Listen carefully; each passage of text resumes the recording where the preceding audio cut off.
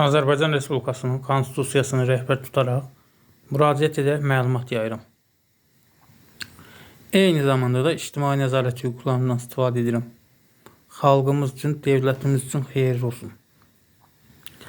Belə ki, müraciət edərək bildirirəm ki, Kiçik və Orta Biznesin İnkişafı Agentliyini Ağdam rayonundakı əməkdaşı Həsən Cavadzadə mənimlə telefonla danışaraq Azərbaycan Respublikasının lüğətindən kənar rus dilində ifadələr, fisiol və diktavat sözləri işlətmişdi. Bu da Azərbaycan Respublikasının rəsmi dilinin pozulması deməkdir və həmçinin dövlət qulluqçularının etik davranış qaydalarının pozulması deməkdir.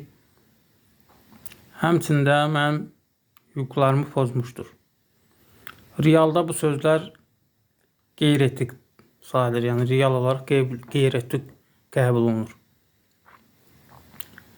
Mən də sübutlarla birlikdə aidiyyatı üzrə xüsusi və ixtisaslaşdırılmış dövlət qurumlarına pozulan hüquqlarının bərpası üçün şikayət etdim.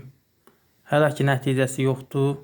Məsələni ictimailəşdirməkdə məqsədim, niyyətim odur ki, məsələ öz hüququ müstəvisində həllini tapsın və Həsən Cavadzadə adlı Kiçik və Orta Biznesin əməkdaşı cəzalandırılsın.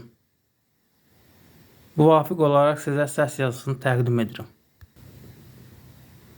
Buyurub səs yazısını dinləyə bilərsiniz. Kiçik Orta Biznesin İnkişafı Agentliyindən Həsən Cavadzadə müraciət edirəm.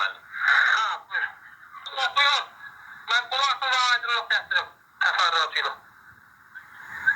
Zəhmət olmasa yaxınlaşın ofisa. Oxuyun, mən tam təfərrüatıyla aydınlıq gətirim. Mən müraciəti oxumuşam. Siz nə yazdığınızı yarı kiçik birisi də yadınızda qalır. Bilirəm nə yazdınız. Hə, onda mən demək edəsi deyirəm ama.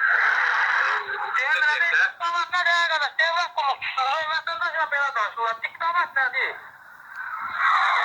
Yəni öz yazdığınızı bilirsiniz də sizin müraciətiniz davasında mənim başımda. Vətəndaşım, mənlə zakonla başlayım. Mən devlətin vətəndaşım, sən də məmursan. Mənlə normal mədanla görə danışıbdır. Diktavat nədir? Azərbaycan neysə biz Azərbaycan özümüz. Yaxşı, mən onu təzdən sizə nəyə görə oxumalıyam? Çünki tam təfərrüatıyla mən sizə aydınlıq verməliyəm. Nədir, nə məsələdir də? Diqqətinizi görə minnətdarım.